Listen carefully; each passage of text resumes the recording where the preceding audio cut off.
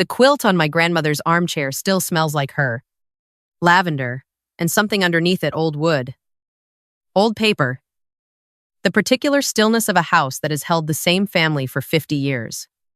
My grandmother, Nana Ruth, made that quilt by hand during the winter I was born.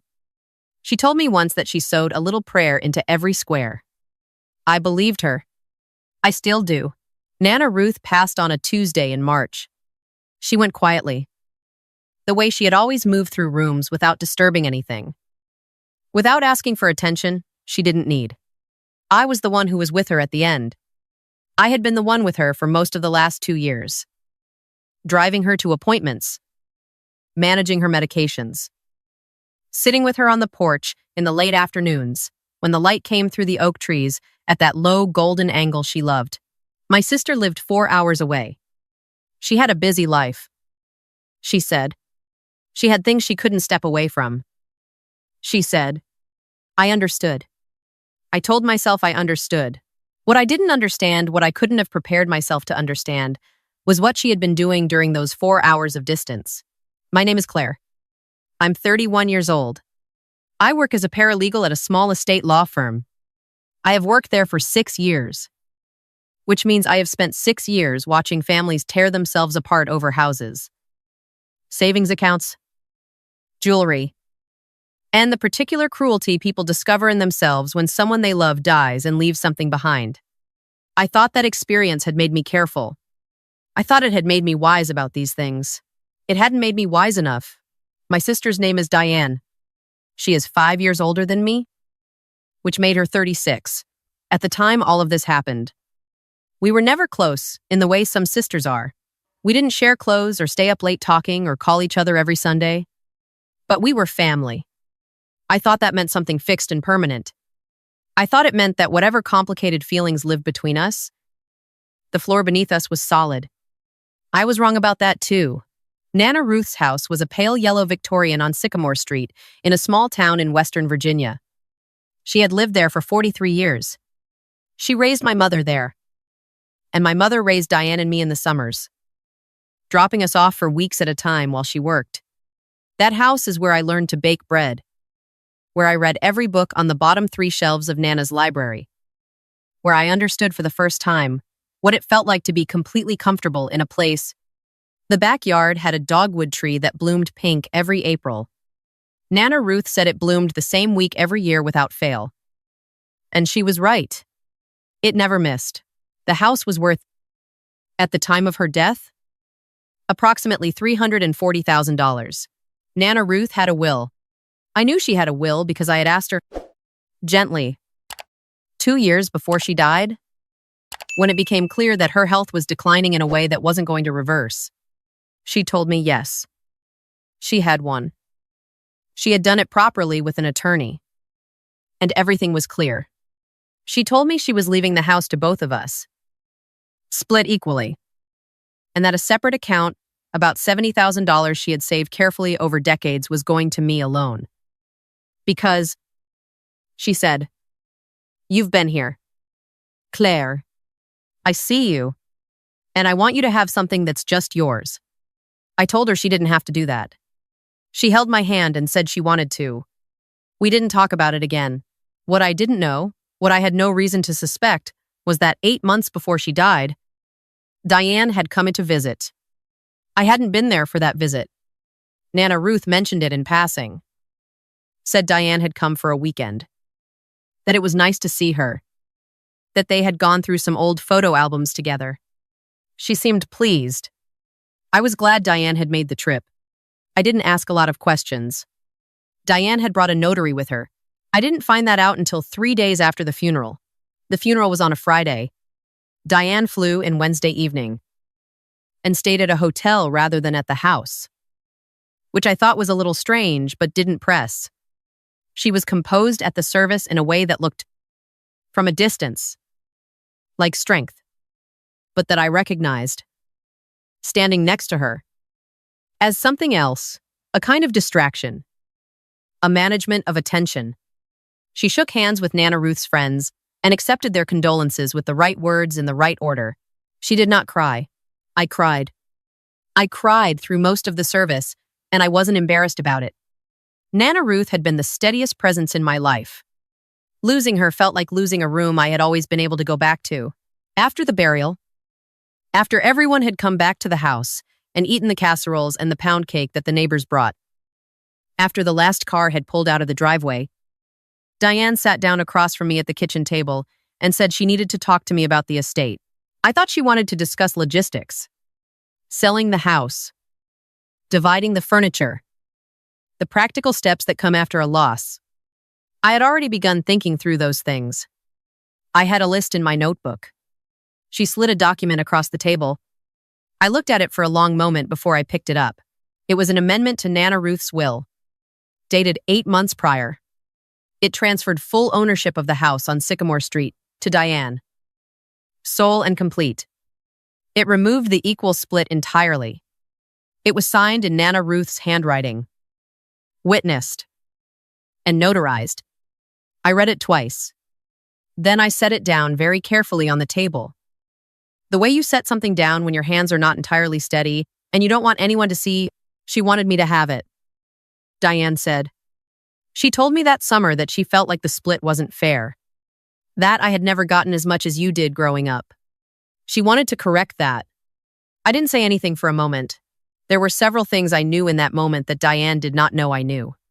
The first was that Nana Ruth had never said anything remotely like that to me, or, as far as I knew, to anyone. The second was that I had seen, at work, a version of this situation more times than I could count. The third was that 8 months before she died, Nana Ruth had been in the early stages of a cognitive decline that her neurologist had documented carefully, specifically. And in writing, I knew this because I had taken her to that neurologist. I had sat in the room. I had read every report. I had filed one of those reports in a folder in my own home, for reasons I couldn't have fully articulated at the time, but that I understood now with absolute clarity. I looked at my sister across our grandmother's kitchen table. I said, "When did you say this was signed?" She told me the date.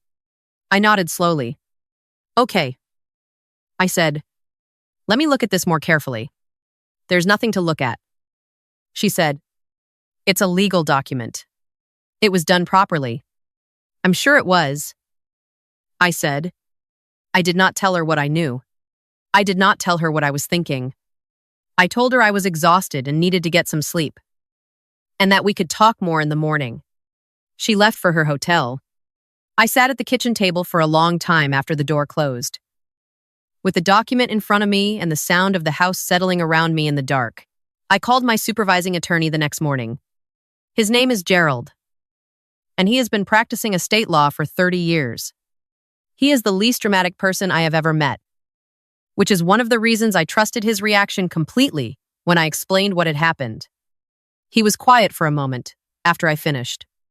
Then he said, "You have the neurologist's assessment from that period." I said I did. He said, "And you were present at that appointment?" I said I was. He said, "Claire, you know what this is?" I said I did. What it was, what I knew it was. And what Gerald confirmed was a will amendment signed by a woman who had been formally assessed 8 months before her death as lacking the cognitive capacity to enter into legal agreements. The neurologist's report used specific language I had read, language I had, by professional habit, understood the implications of. Nana Ruth had been kind and warm and herself in many ways through that period. But the medical record was clear. She had not had the legal capacity to execute documents. Whatever Diane had presented to her, whatever Diane had explained to her, whatever a notary had witnessed, the signature did not carry legal weight. The original will stood. What I had to do next was not simple and it was not fast. But I had Gerald. And I had 6 years of watching this exact process from the inside.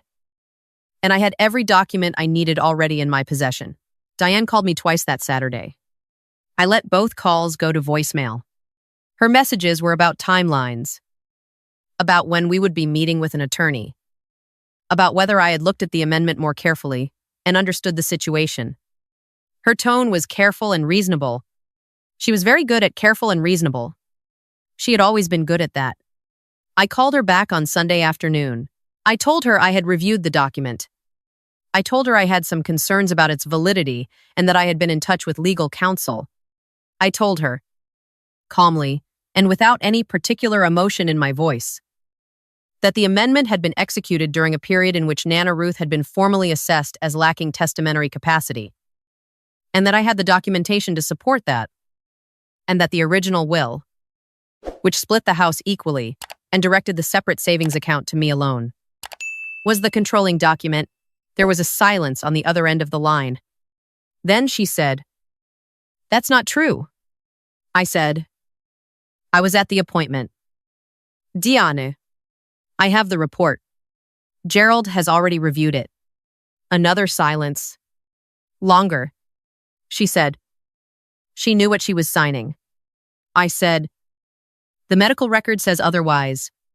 She said, "You can't do this." I said, "I'm not doing anything. I'm telling you what the legal situation is."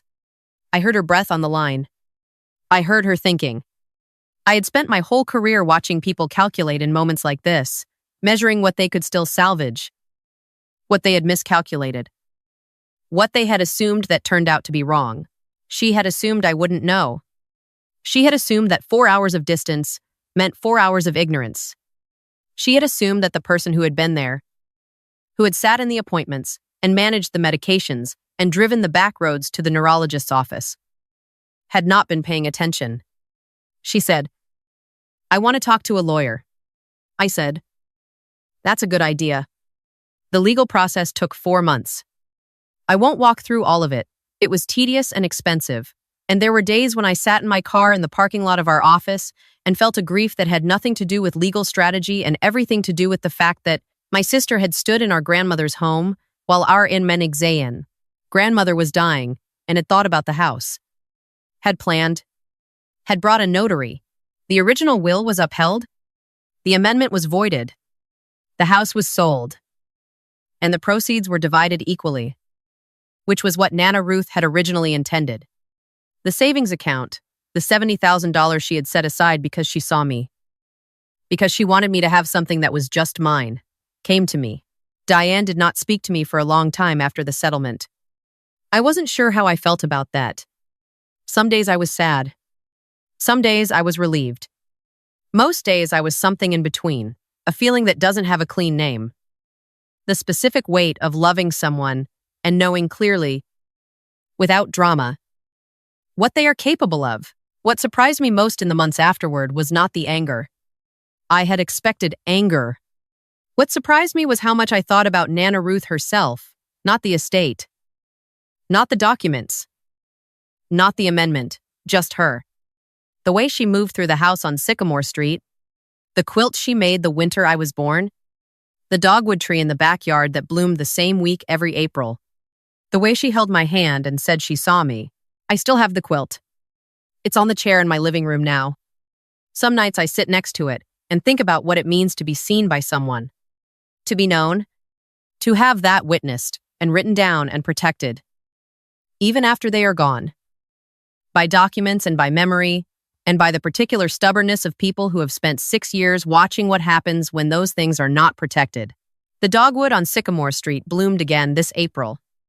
I know because I drove past the house on the way back from Gerald's office, and I saw it through the windshield pink. Exact. Punctual as it always was. Nana Ruth was right. It never misses.